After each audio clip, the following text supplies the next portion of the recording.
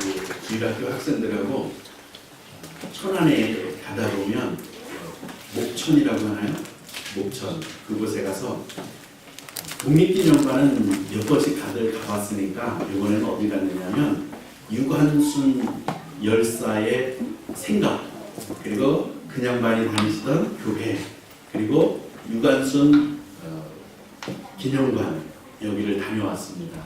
아이들을 저는 그곳에 우리 이은지 선생님이 데리고 간다 해서 그냥 가서 소풍 갔다 오는 겸이거니 하고 갔는데 가면서 보니까요 많은 걸 준비했더라고요.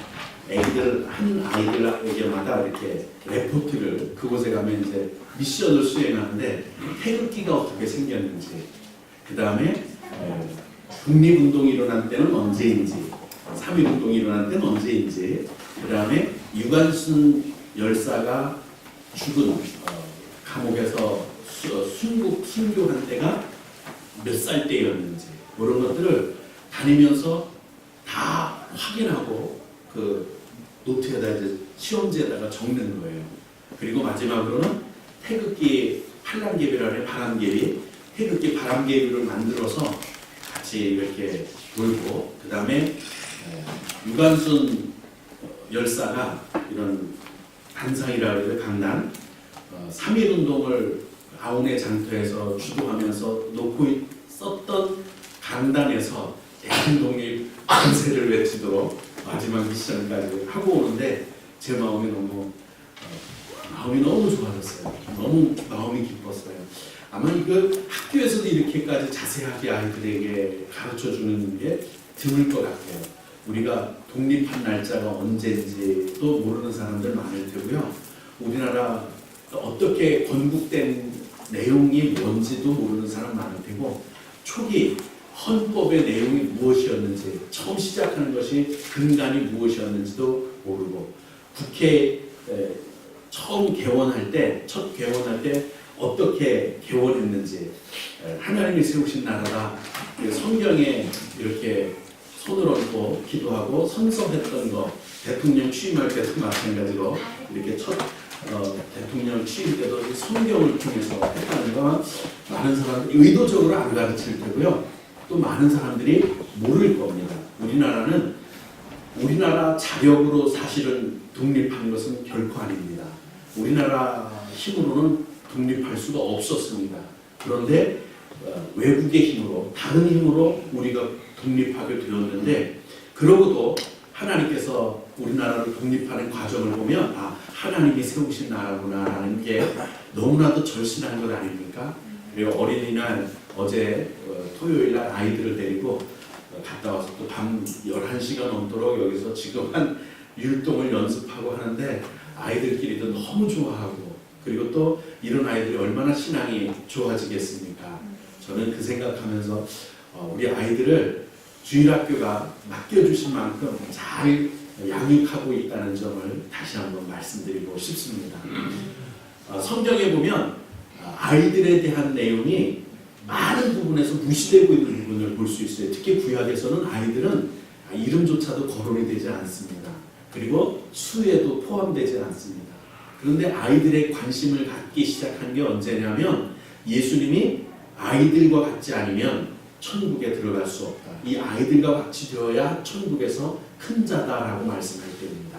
그 후로부터 아이들에 대한 관심을 이제 갖게 되죠. 그 이전에 로마는 어땠느냐면 아이들에 대해서 부모가 죽이고 살릴 권한이 있었습니다. 뿐만 아니라 아이들을 사고팔, 노예로 팔기도 할 수 있는 권한이 있었고요. 심지어는 어느 장군이 자기 아내에게 편지를 써서 이런 편지를 써보낸 것이 사료로 남은 것이 있습니다. 아이가 건강하고 잘생겼으면 사내의 아이면 기르라.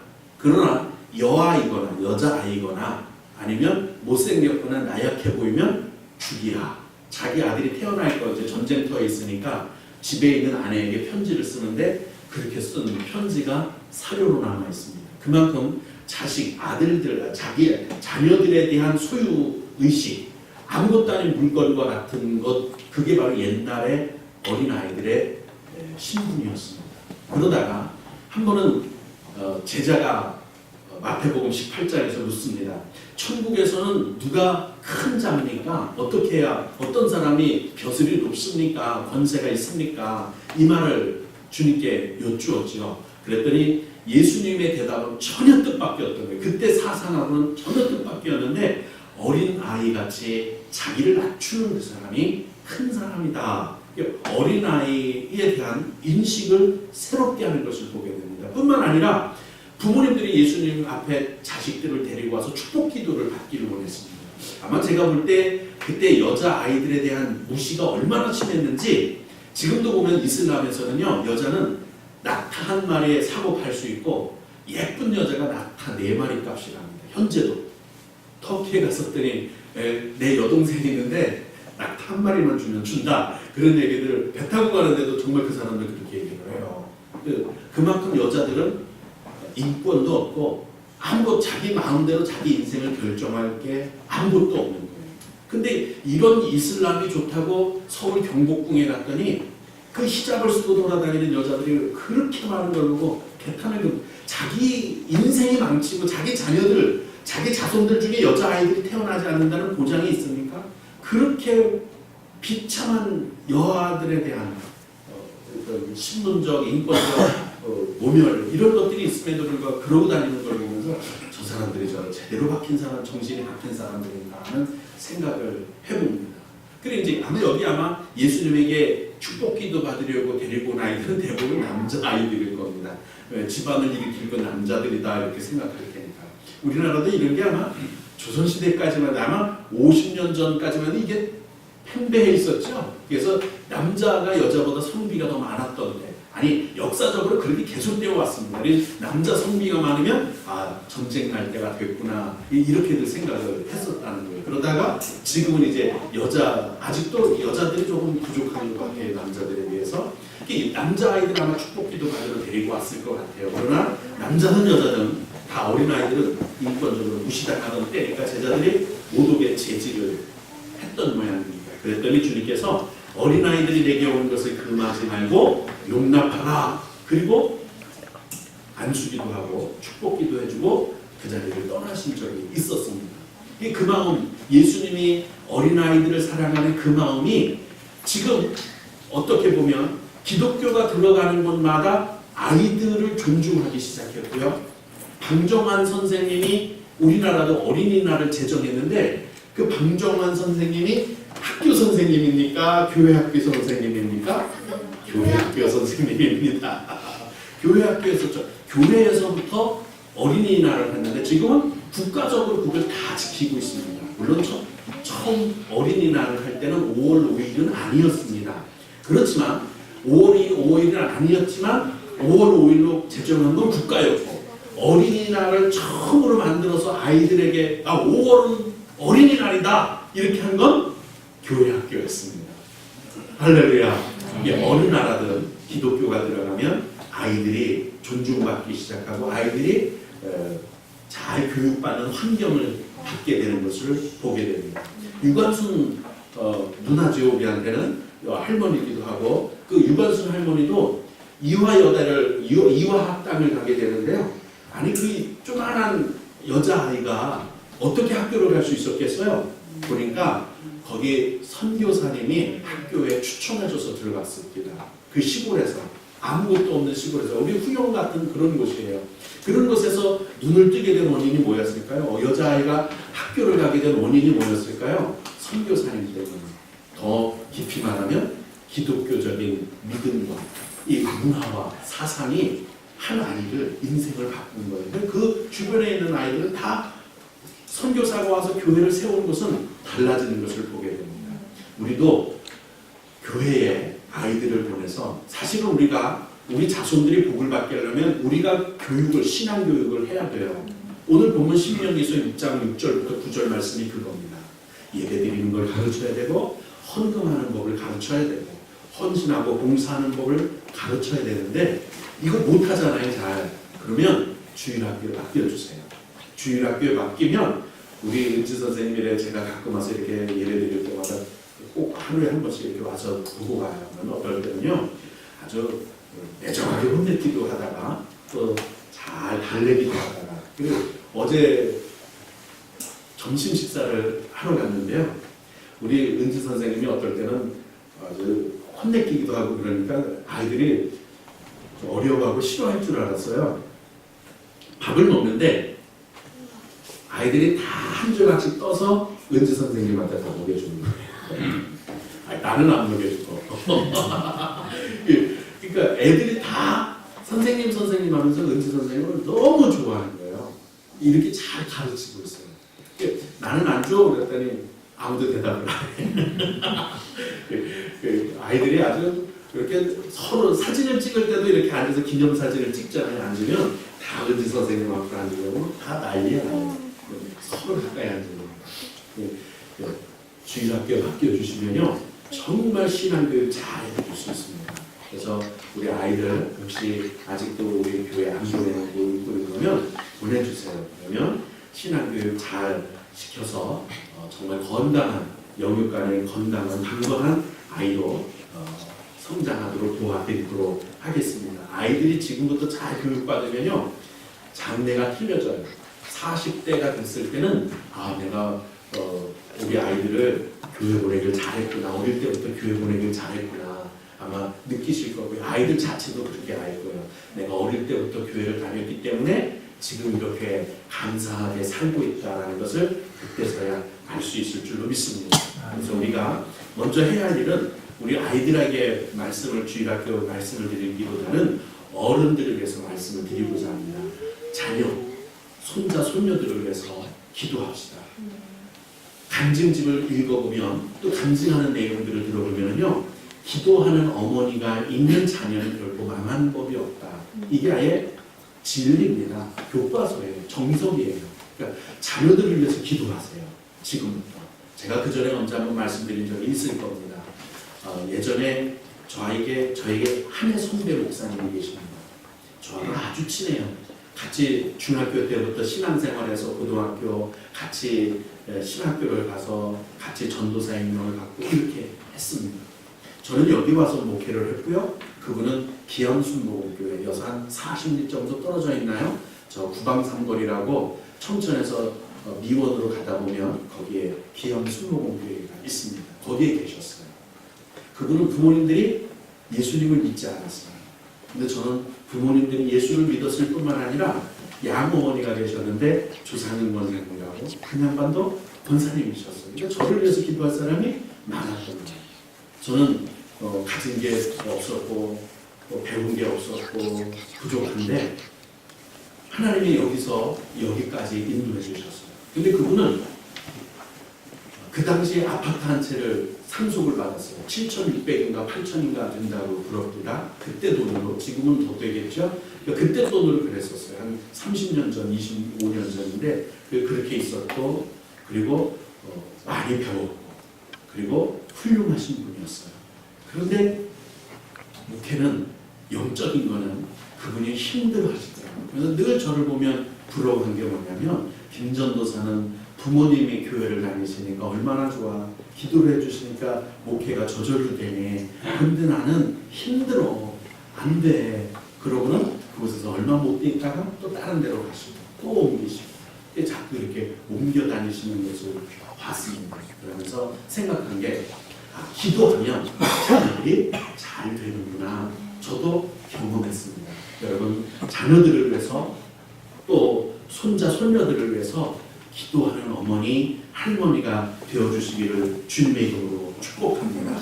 그리고 자손들을 주님의 말씀으로 훈육해야 합니다.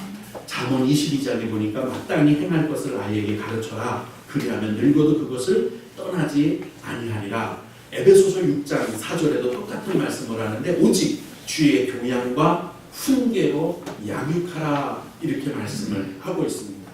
여러분 오냐오냐 한다고 해서 좋은 게 아니에요. 물론 고슴도치도 자기 자식은 다 이뻐한답니다. 이뻐하는 것도 방법이 있어야 돼요.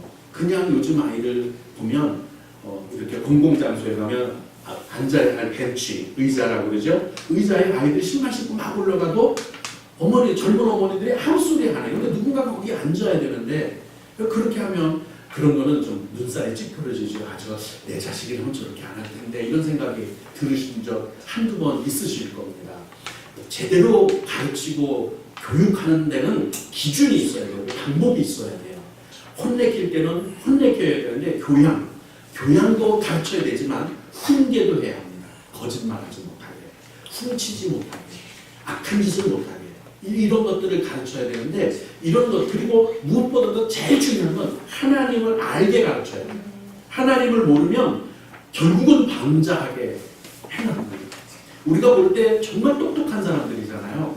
똑똑했으니까 국회의원이 되고 정치하는 데 나섰을 텐데 우리가 제3자적인 입장에서 이렇게 보면 야, 저 똑똑하다고 하는 사람들이 왜 저렇게 미련하게 행동할까? 미련한 발언을 할까? 결국은 한 가지예요. 방자해져서 그래요. 근원을 따져보면 교만해져서 그래요. 그렇지 않으면 그 똑똑한 사람들이 우리보다 많이 배웠을 텐데 우리보다 더 많은 걸 경험했을 때 왜 저렇게 엉뚱한 짓들을 하지? 방자히 행하기 때문에 그래요. 방자히 행하지 못하게 하려면 기준이 있는 교육, 진리가 있는 교육, 훈계가 필요하고 양육이 필요합니다. 하나님의 말씀이 필요한 거예요. 그래서 본문에 보면 유대인들이 기본이 된 교육, 유대인들이 그 많은 노벨상을 받도록 한 교육, 그 기본이 바로 오늘 본문 말씀입니다. 이 말씀, 하나님이 너에게 한 이 말씀을 너는 마음에 새기고 내 자녀에게 부지런히 가르치며 집에 있을 때든지 앉았을 때든지 길을 갈 때든지 누웠을 때든지 일어날 때든지 아무 때나 해요. 아이가 내 눈에 띄기만 하면 너 가르쳐라 말이에요. 이렇게 말씀을 강론해라, 가르쳐라, 풀어서 해석해 주어라 그렇게 말씀을 합니다. 오늘 어린이 주일입니다. 우리 자녀들이 성경적으로 그리고 신앙적으로 정말 건강하게 살아오고 있는지 한번 점검해 보시는 게 좋을 거예요. 왜냐하면 세상 재산을 물려준다든지 권세를 물려주기 위해서 공부시키는 물론 다 좋아요. 근데 이것보다 더 중요한 건 뭐냐면 뭐가 가장 절실하냐면 재산을 물려주는 것도 좋고 출세를 하게 하는 것도 좋지만 신앙 유산은 그것보다 한 차원 높은 유산이에요. 왜냐하면 영생의 문제가 걸렸기 때문이에요. 벼슬로 영생하는 거 보셨어요? 권세로 재물을 많이 받아서 영생하는 거 보셨어요? 그랬다면 진시 황제는 영생했을 겁니다. 이순신 장군은 그 벼슬로 그 영광으로 돼서 영생했을 거예요. 근데 그거는 안 돼요. 그래서 신앙 문제는 한 차원 높은 유산이에요. 재물보다, 권세보다. 그래서 이건 인생에서 최우선이 되어야 할 게 신앙생활 제대로 하고 있는지, 믿음 정말 제대로 가지고 있는지 이게 중요한 것이지. 그리고 나서 대학 입시고 뭐고 그 다음 문제지. 야, 고등학교 3학년 때 교회 나가지 마. 그 다음에 나가도 돼. 아니요. 그러다 보면 그 사람 헛발 디디게 되고 영원히 교회 안 나가는 자녀들이 얼마나 많은 거예요. 고등학교 3학년 한 1년만 교회 안 나오고 열심히 다니면 되지. 그거 우리 생각이고 한번 타협하게 되면 한번 사탄의 어둠에 한번 이렇게 협상하게 되면 그 다음에는 과장 진급한 다음에 교회 나가면 되지. 부장 진급한 다음에 교회 나가면 계속 그렇게 하다가 일평생 후회하게 될 겁니다. 그래서 신앙이 최우선이 되어야 하는데 이게 어린아이들 때부터 그렇게 가르쳐야 합니다. 그래서 천국에 가느냐 가지 못하느냐 이게 바로 신앙의 문제, 한 차원 더 높은 인생의 문제입니다. 우리 오늘 자녀들의 영생과 구원에 이상이 있는지 없는지 확인하는 시간, 점검하는 시간 되면 좋겠습니다. 그리고 우리도 내 신앙도 한번 점검해 보셔서 내가 정말 올바른 믿음 생활, 나는 정말 주님이 착하고 충성된 종아 잘했다, 천국 가자, 그런 신앙 생활하고 있는지 점검해 보십시다. 그리고 우리를 구원하시고 영생을 약속하신 하나님의 은혜와 복이 각 가정에 풍성하기를 예수님의 이름으로 이름의 권세로 축원드립니다. 할렐루야.